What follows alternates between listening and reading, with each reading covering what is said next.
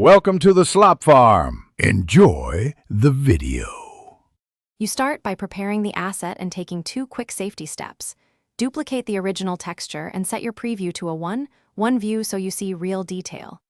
Once done, select the action or object layer you want to retarget, then scope which maps, diffuse, normal, roughness, need edits. Make targeted small changes first. This lets you test without breaking everything. Use sRGB for color and linear for data maps, and save incremental versions as you go. Now you modify the texture details.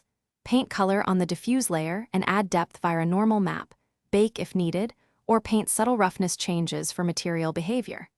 Use masks to isolate seams and avoid bleeding, feather edges and blend at variable opacity so transitions look natural. Frequently switch to an in-engine preview or high-fidelity viewport.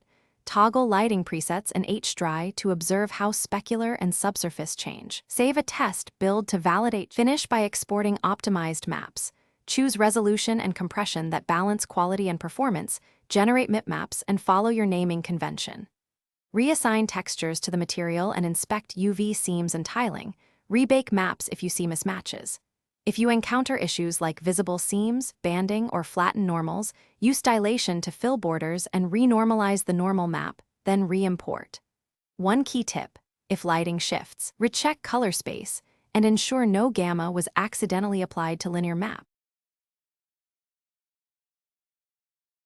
Thanks for watching. Consider subscribing if we helped you today.